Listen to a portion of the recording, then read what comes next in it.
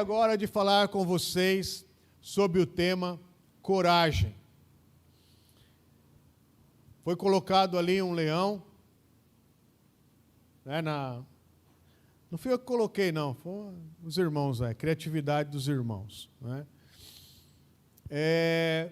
O leão, por natureza, ele é corajoso, mas é claro que esse leão aí representa Jesus, né, o leão da tribo de Judá. E eu não queria falar sobre uma coragem natural, uma coragem do temperamento, da personalidade do ser humano. Porque tem pessoas que naturalmente são mais corajosas, são mais impetuosas, encaram aquilo, a parada, não fogem de uma luta, de uma briga, falam, não, eu sou corajoso, eu estou aqui, eu topo a parada. Essa é uma coragem humana, natural. Alguns são mais corajosos, não é o meu caso. Eu levo o desaforo para casa numa boa. Não tenho problema nenhum com isso. Né? Mas tem gente que é corajosa, que quer partir para cima. Né? Essa coragem humana, às vezes ela é boa, ela pode servir como um ato heróico, né? A pessoa pode salvar alguém. Mas também, muitas vezes, coloca a pessoa em encrenca. Né? A pessoa entra em encrenca que ela podia ter evitado de entrar numa encrenca como aquela. Não é dessa coragem. Porque senão os mais tímidos, os mais contidos, não tem como ter essa coragem natural. Eu quero falar aqui sobre uma coragem, uma ousadia que vem da parte de Deus, que nos alcança de acordo com o relacionamento com o Espírito Santo de Deus, com a presença de Jesus, que nos reveste, nos capacita, nos dota de uma condição de coragem, de ousadia, que mesmo com medo, que mesmo não sendo a minha característica, por aquele que eu estou defendendo, que é o meu Senhor, eu tenho coragem, e eu encaro, e eu vou para frente, eu vou para cima, e eu encaro aquela situação. E essa coragem é cheia de sabedoria. Essa coragem é uma coragem de conquista. Essa coragem é uma coragem que marca a vida das pessoas de uma forma boa, positiva. Estamos iniciando um ano. E precisamos de coragem para os enfrentamentos deste ano. Vem aí, né, um monte de oposição, um monte de situação, um monte de dificuldades que a gente vai ter que encarar, seja de saúde, seja de família, de trabalho, seja ministerial, não sei, aquilo que aperta o teu coração, que você tem que enfrentar e precisa de coragem para enfrentar. Então, que acima da coragem natural, todos nós, eu, você, possamos buscar a coragem que vem da parte de Deus, para a gente enfrentar os dias difíceis, os dias maus, a oposição que nos cerca. Muito bem, eu quero me basear numa experiência vivida por Pedro e por João, que está relatado em Atos dos Apóstolos, no capítulo 4. Eu vou ler aqui um trecho um pouco longo, por isso eu peço a sua máxima atenção. Preste atenção, leia comigo, acompanhe na sua Bíblia, acompanhe no telão. Não se disperse. Diz assim a palavra do Senhor. No dia seguinte, as autoridades, os líderes religiosos e os mestres da lei reuniram-se em Jerusalém. Estavam ali Anás, o sumo sacerdote, bem como Caifás, João, Alexandre e todos os que eram da família do sumo sacerdote. Mandaram trazer Pedro e João diante deles e começaram a interrogá-los. Com que poder ou em nome de quem vocês fizeram isso?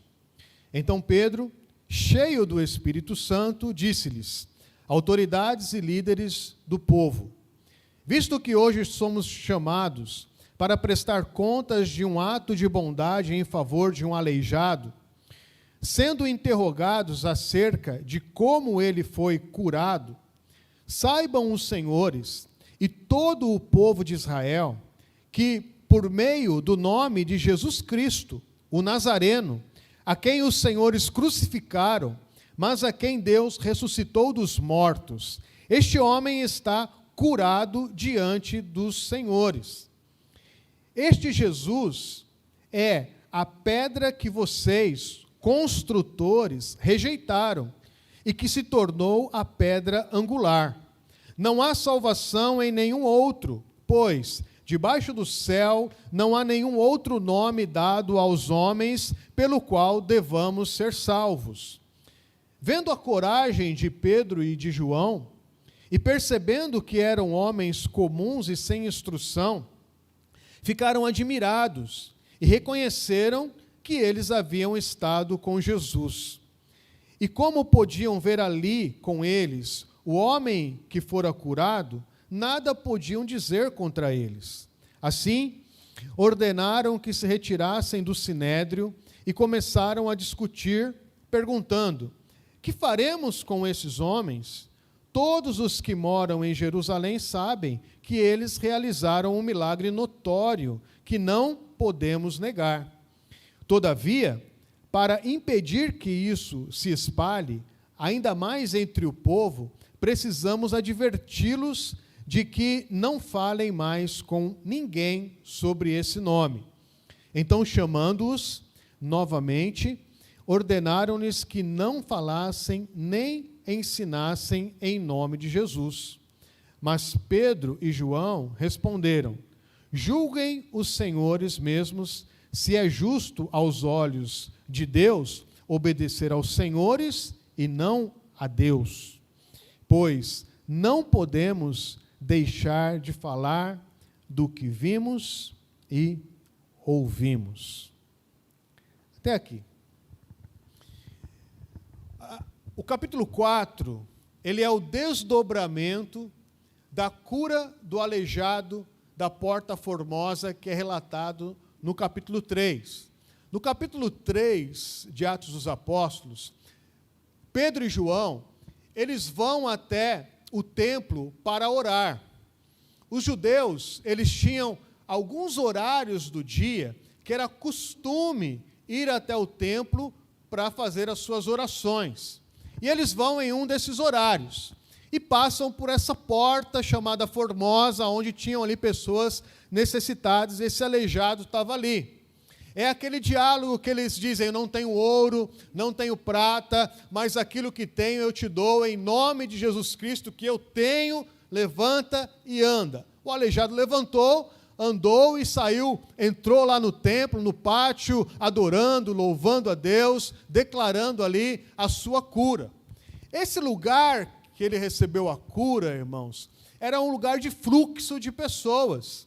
Era um lugar, uma porta que levava até o átrio dos gentios, que era um espaço aberto, onde era permitido que todos entrassem, não só os judeus, os sacerdotes, mas o povo podia entrar, inclusive os estrangeiros podiam entrar ali.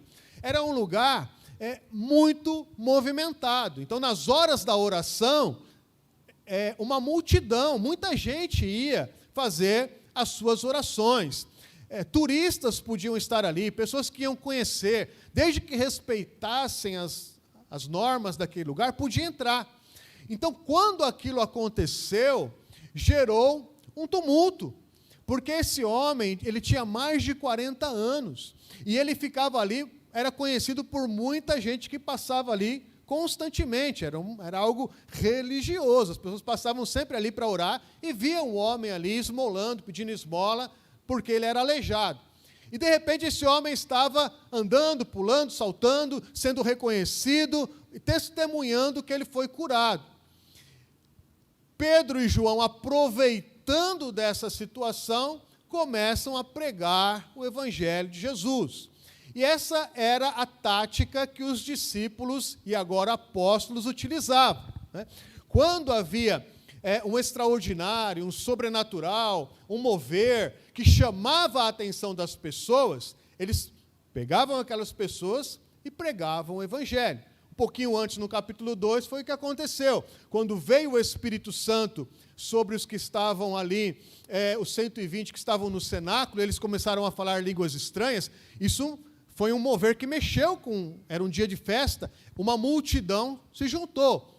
Pedro aproveita e faz o seu primeiro discurso público e prega ali o evangelho com coragem, com ousadia. Agora, há um milagre, há um sobrenatural que mexe com o povo que estava passando ali. Há um ajuntamento de pessoas.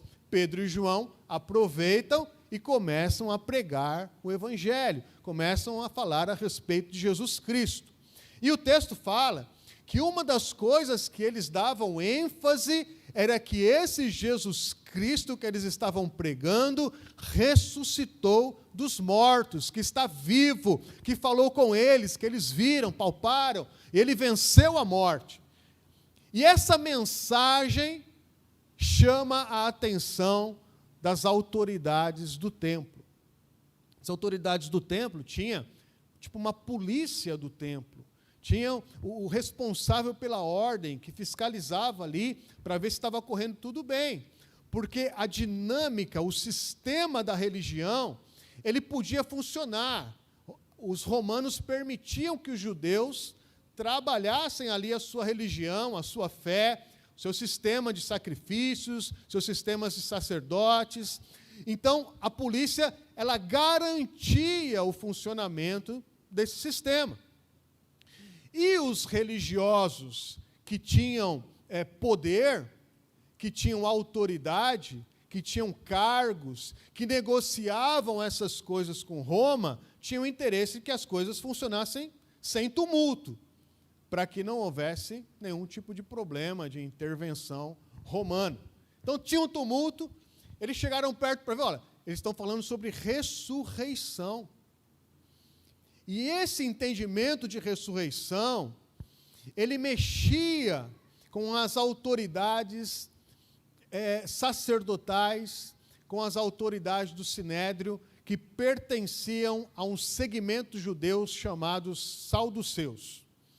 Os saduceus, eles não criam na ressurreição. Era diferente dos fariseus, que criam na ressurreição. Então, quando os saduceus, que eram autoridade ali, eles eram em menor número, mas eles eram a elite da sociedade. Os intelectuais, os entendedores da religião. E aqueles que detinham poder também, tinham poder. Então, eles disseram, vamos prender esses homens. Eles têm que parar de falar sobre isso. Então, pegam Pedro e João e prendem. Só que já estava anoitecendo. Não tinha mais como eles passarem por uma audiência, como eles serem interrogados. Então, eles passam aquela noite na prisão. E aí começa o capítulo 4 e o texto que eu li, aonde os sinédrios se reúnem para que eles possam ser interrogados. Irmãos, e eles sabiam, Pedro e João, eles conheciam os procedimentos das autoridades judaicas. Eles sabiam que eles precisavam passar por um interrogatório, para saber se eles vão continuar presos, se eles vão tomar chicotada, se eles vão ser soltos, se eles vão ser transferidos lá para Roma. Era mais ou menos o que tinha acontecido com Jesus há pouco tempo atrás. Então, eles sabiam que eles iam ter que encarar as autoridades judaicas. Eu penso que aquela noite que eles passaram na prisão foi uma noite de preparação. A Bíblia não diz isso, é um pensamento meu. Porque eles iam encarar o interrogatório, eles iam estar de frente com as autoridades. Então, eu creio que foi um tempo de reflexão, de conversa, de oração, de procurar ouvir aquilo que o Espírito Santo estava direcionando para o enfrentamento que eles teriam no dia seguinte. Então, quando Pedro e João chegam diante das autoridades, eles já estavam preparados em Deus. eles estavam encorajados na força do Espírito Santo. Tanto é que Pedro fala no poder do Espírito Santo. Isso é importante, irmãos, porque Pedro, ele era ousado, naturalmente. Ele era corajoso. Ele era o primeiro que falava.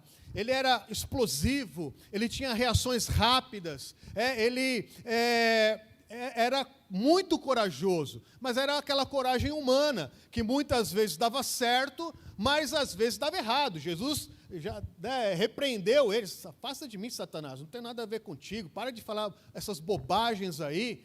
Então, ele tinha esses repentes da personalidade dele, que às vezes acertava e às vezes errava.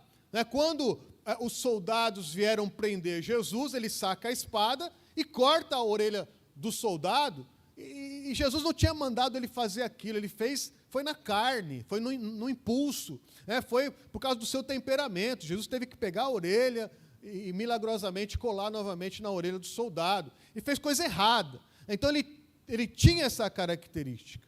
Mas agora aqui é um outro momento, cheio do Espírito Santo, passando uma noite meditando sobre Jesus, que era a causa que ele estava defendendo, ele vai com uma ousadia, uma coragem em Deus, no Senhor, para encarar aquela situação. E o texto fala, irmãos, que quem se reúne ali para interrogá-los?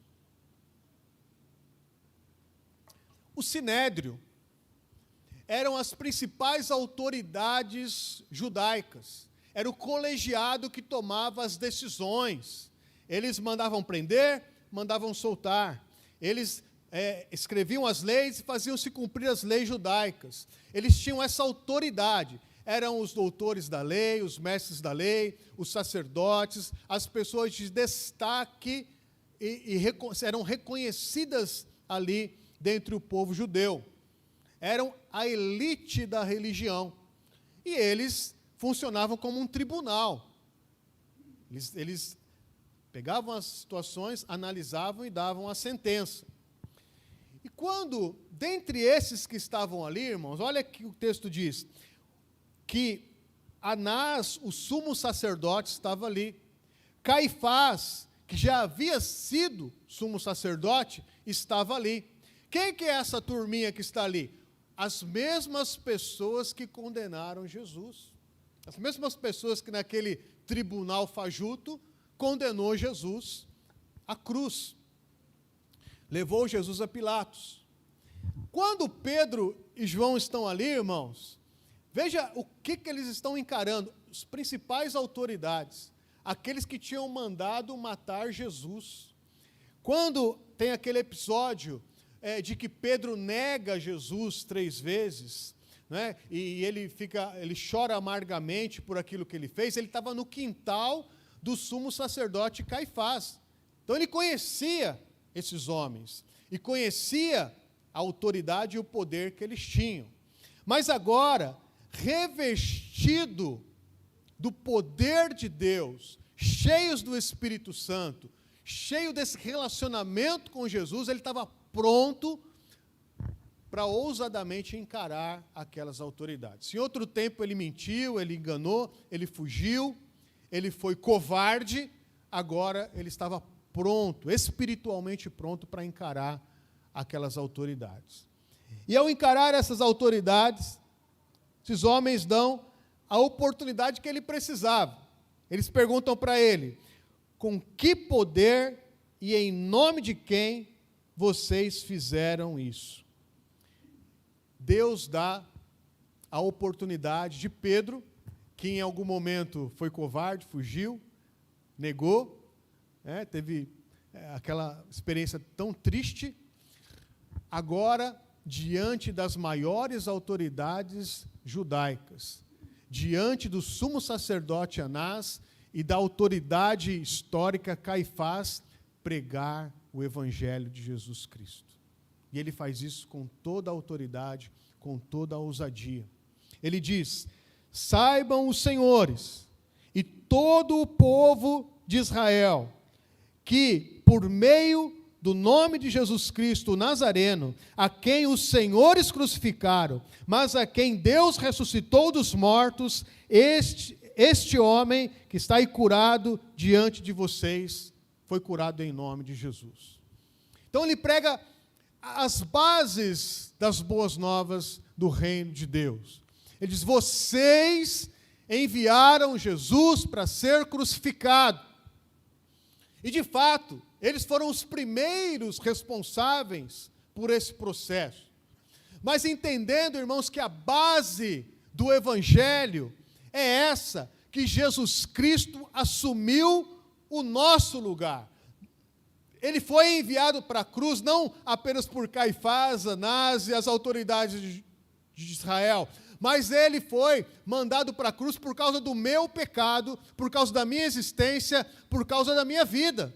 Por causa do meu erro, do meu pecado, ele teve que morrer no meu lugar. Então, por minha causa, Jesus foi para a cruz. Por sua causa, Jesus foi para a cruz. Essa é uma base do Evangelho. Nós merecíamos aquela cruz, mas o Senhor assumiu essa posição no meu lugar e no seu lugar. Essa é a base da pregação do Evangelho. Sem pecado, sem acusação e sem culpa, ele assumiu essa posição. A segunda base do Evangelho é que ele ressuscitou e vivo está. O processo não parou ali na morte de cruz, mas o processo continuou, e ao terceiro dia ele ressuscitou. Essa é uma base inegociável e fundamental do Evangelho. Jesus venceu a morte, e aqueles que estão em Cristo, o mesmo Espírito que ressuscitou Jesus Cristo, há de ressuscitar aqueles que estão em Cristo no último dia. Então nós que cremos nessa mensagem, estamos inseridos na ressurreição de Cristo. Essa é uma base do Evangelho. O Evangelho, ele não é apenas um sistema para nos melhorar, para dar uma vida mais equilibrada, para fazer com que a gente conquiste algumas coisas. Se nós não crermos na ressurreição, nós somos as pessoas mais desprezíveis desta terra. Então a base da pregação do Evangelho é: Jesus ressuscitou e Jesus está vivo, e a nossa vida está escondida nessa verdade. Nós estamos com Ele eternamente. O Evangelho é suficiente para hoje, para amanhã e para toda a eternidade. Aqui ele quebra o argumento desses homens mais poderosos da religião ali, que não acreditavam na ressurreição. Ele diz: em Cristo Jesus nós cremos na ressurreição. E esses homens começaram a ficar ali confrontados e abalados por essa pregação ousada de Pedro. E ele continua. Ele diz o seguinte: esse Jesus é a pedra que vocês construtores rejeitaram e que se tornou a pedra angular. Pedro gostava dessa comparação, e Pedro gostava de citar isso. Ele cita novamente em 1 de Pedro capítulo 2, a partir do verso 5, quando ele fala a respeito das pedras vivas, e ele fala que Jesus é a pedra fundamental, é a pedra básica, é a pedra angular em que tudo se baseia para ser construído e para ser sustentado, e nós estamos inseridos nele como pedras vivas. Ele cita um texto para aqueles homens tão experientes, tão sábios, catedráticos, estudiosos, a elite, a nata da religião judaica. Ele cita o texto messiânico de Isaías, que está em Isaías capítulo 28, verso 16, que diz assim: por isso, diz o soberano Senhor, eis que ponho em Sião uma pedra já experimentada, uma pedra preciosa, angular, para alicerce seguro. Aquele que confia jamais será abalado. É como se ele dissesse: o Messias que vocês estão aguardando é Jesus, o Nazareno. O Cristo, o Salvador, é Jesus, o Nazareno. Nele se cumpre a promessa bíblica da vinda do Messias. Então Então ele prega o evangelho e dá uma oportunidade dessas maiores autoridades, irmãos, receberem essa mensagem preciosa e abrirem o seu coração para essa mensagem. Podia ser que ele ia sair morto dessa pregação, mas ele estava cheio de coragem e não negociou a oportunidade que ele teve de pregar o evangelho de Cristo para aqueles homens. Ele continua dizendo: não há salvação em nenhum outro, pois debaixo do céu não há nenhum outro nome dado aos homens pelo qual devamos ser salvos. Ele diz: é só Jesus que pode nos salvar, a mim e a vocês. Sabe o que mais me impressiona com tudo isso, irmãos? É que, por mais que Pedro foi ousado e pôde pregar o evangelho de Cristo, aqueles homens, eles se sentiam tão especiais, tão entendedores, tão inteligentes. Em momento algum, eles pensaram em abrir mão da sua posição, do seu status, da sua segurança religiosa, para poder abrir o ouvido e ouvir o que Pedro estava pregando. É uma terra seca, é uma terra que não entrava a semente da mensagem, por causa do orgulho, por causa de pensar que sabem demais, que conhecem demais, que eles estão certos, e o restante estava errado, que Pedro estava errado. Isso é triste, porque esse é o que nós testemunhamos nos dias de hoje. As pessoas aceitam qualquer tipo de conforto, de consolo, de ideia, de filosofia, de pensamento sofisticado, mas não recebem a simplicidade do evangelho para a sua vida. O povo que estava lá só sabia de uma coisa: o aleijado está andando. E esses homens que foram usados para fazer o aleijado andar, falaram que estão fazendo isso no nome de Jesus, que vivo está, e pregaram a salvação desse Jesus. Eu quero isso para a minha vida. As pessoas mais humildes, mais simples, mais quebrantadas, receberam com sabedoria essa mensagem. Agora, aqueles intelectuais, catedráticos, estudiosos, pós-graduados, né, protegidos pela sua fama, estavam fechados. Não, isso aí não serve para mim. Vamos dar um jeito de calar a boca desses homens, porque essa mensagem é perigosa. Ela vai acabar tirando a gente da posição que a gente está. O medo dos poderosos é esse: serem tirados da posição que estão. E foi isso que eles tramaram contra Pedro e contra João. Eles vieram com algumas táticas para esvaziar aquela mensagem, para enfraquecer aquela mensagem. E uma das táticas foi o desprezo. Eles desprezaram aqueles homens. Falaram: esses homens, eles são sem instrução. Eles não estão preparados para falar o que eles estão falando. Eles não estudaram para isso. Eles não têm o nosso nível de conhecimento. O que eles estão falando é bobagem, eles estão falando isso, eles nem sabem, estão equivocados. Eles não têm sabedoria para falar sobre isso, não têm entendimento.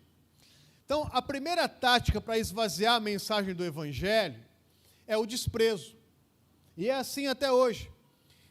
As pessoas que creem que são mais inteligentes, mais preparadas, que conhecem melhor sobre a vida, estudaram mais, vão desprezar a simplicidade do Evangelho.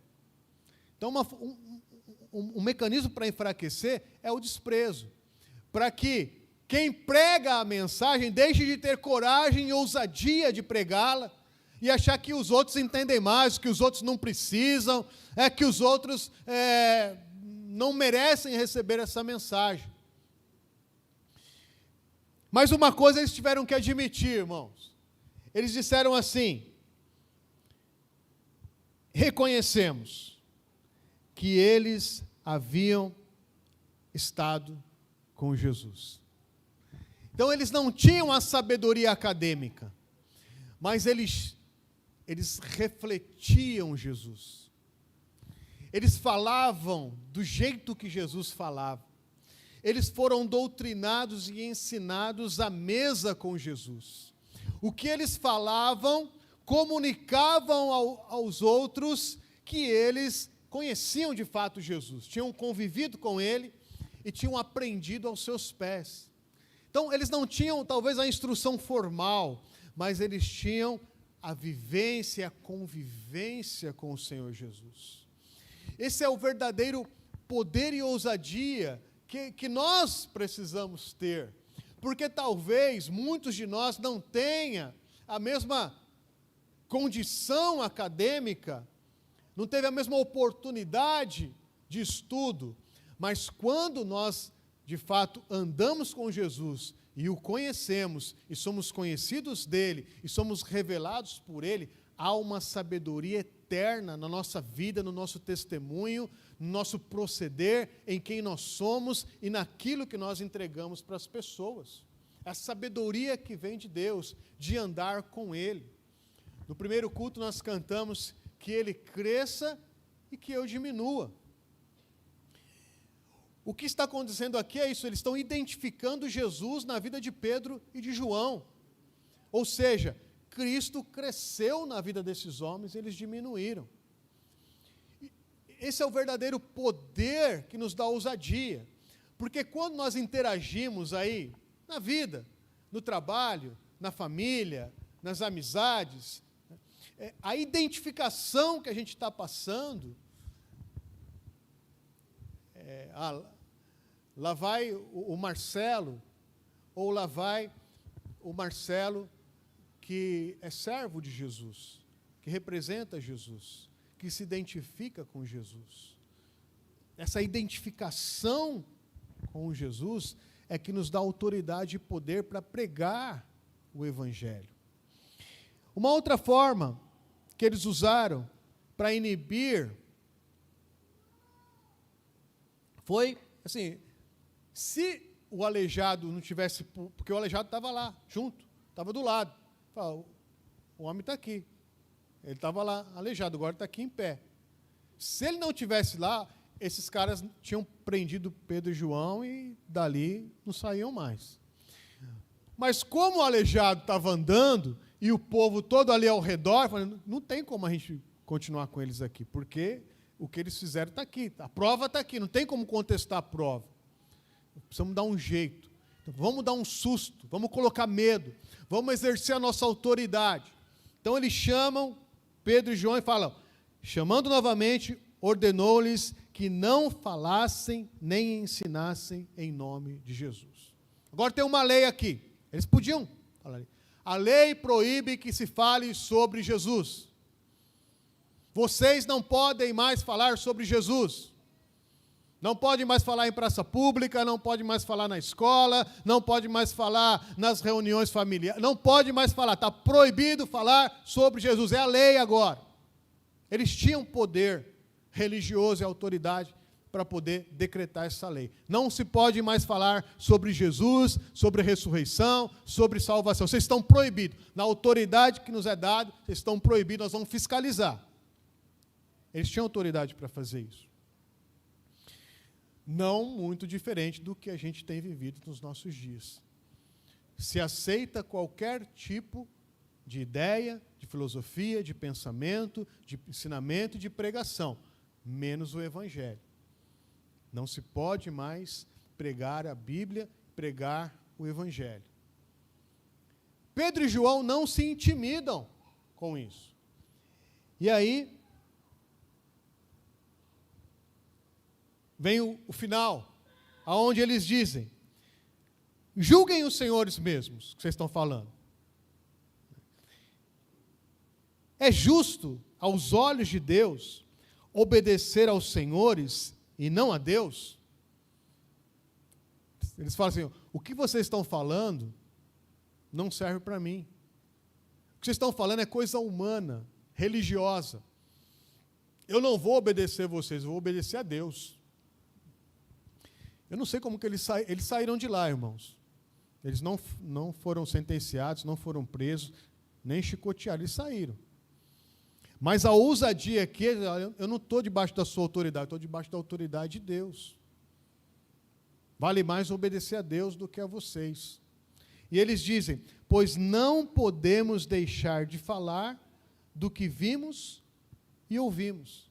A experiência de vida que eu tenho, a experiência de salvação, o que eu tenho conhecido do meu Senhor, a convivência que eu tenho com Ele, as verdades que Ele me mostrou, aonde a minha vida está firmada, dessa experiência eu não posso negociar, eu não posso abrir mão, por mais que exista uma lei que vocês estão falando para eu não falar, mas eu não posso obedecer vocês, porque eu tenho andado, tenho conhecido e tenho convivido com o meu Senhor.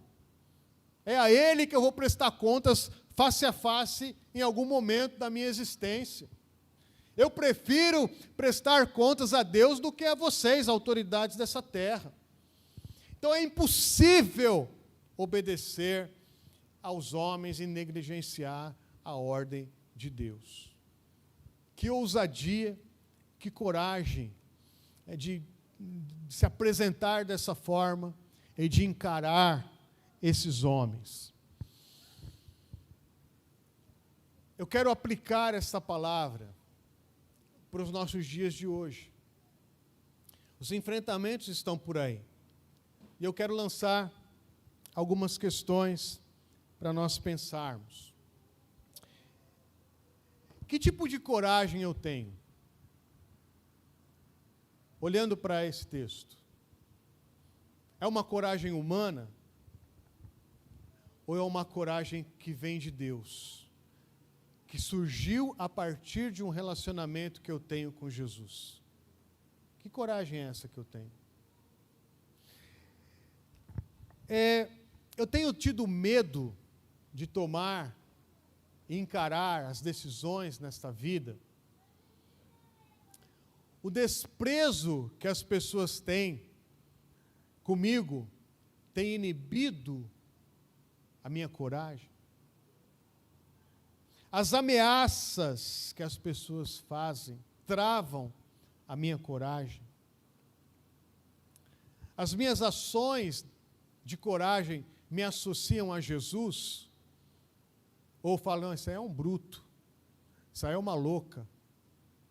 A coragem está levando a pessoa a pensar assim a seu respeito. Eu falo assim, é uma ousadia que nos associa a Jesus.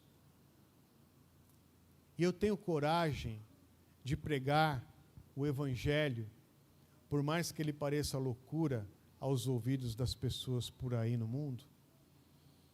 Nós estamos diante da mesa da comunhão.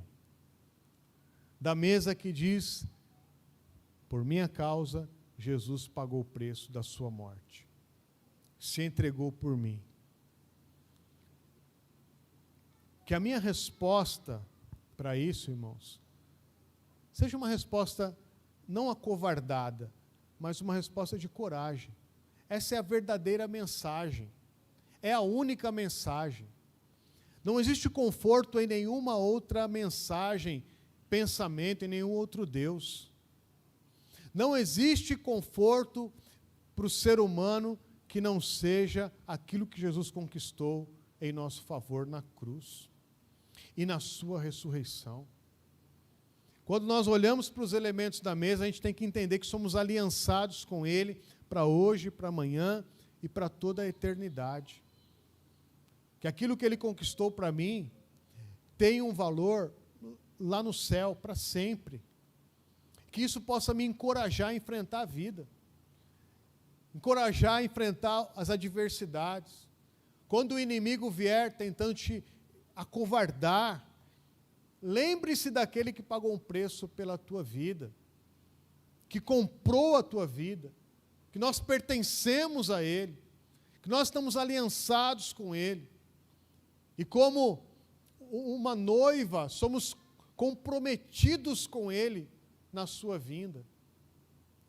Que Ele não encontre uma noiva que se acovardou e abriu mão da sua dignidade, da sua virgindade, da sua santidade, pela pressão de fora. Mas que seja uma noiva corajosa, que enfrenta os pensamentos e a pressão de fora, encara tudo isso, porque sabe o valor daquele que ela espera, o valor desse encontro com o seu Senhor, com o seu noivo. É para isso que nós estamos aqui, para tomar a primeira ceia de 2023. Peço que você feche os teus olhos. Peço que os irmãos que vão me ajudar tomem posição. E eu quero refletir sobre esta palavra mais alguns instantes, antes de tomarmos a ceia do Senhor. Coragem que vem de um relacionamento com Jesus.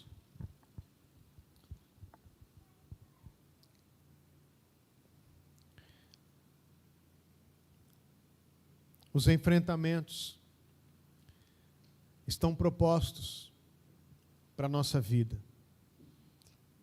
O ano está iniciando. Amanhã, hoje, temos os nossos enfrentamentos.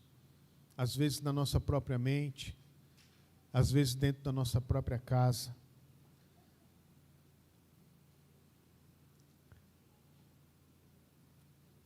Nós não podemos nos acovardar. Você está aqui nesse dia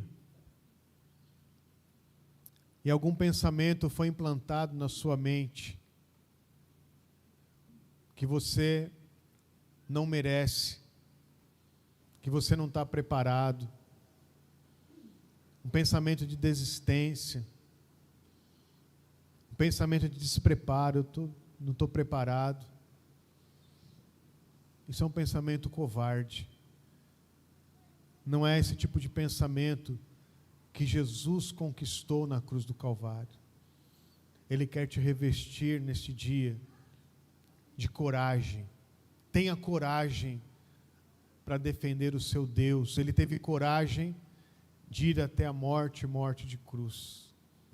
Vamos ter coragem para defender o nosso Senhor. É isso que a mesa diz. Senhor, eu quero apresentar aqui as nossas vidas, cada um de nós. Ó Deus, nos ensina o que é sermos corajosos e ousados. Revela-nos, Senhor, a Tua vontade, o Teu querer sobre as nossas vidas. Não sei, ó Pai, aonde o Senhor vai enviar o meu irmão, a minha irmã, os passos, os caminhos nessa semana, Pai. Mas que aonde eles estiverem, eles possam ser a expressão do homem e da mulher corajosos para defender o Teu evangelho, o Teu reino, Senhor. O Senhor abriu este caminho e nós queremos apenas descansar nas Tuas promessas eternas, trilhando, Senhor, os Seus passos. Capacita assim cada um de nós, em nome de Jesus. Amém. Quero convidar você que é batizado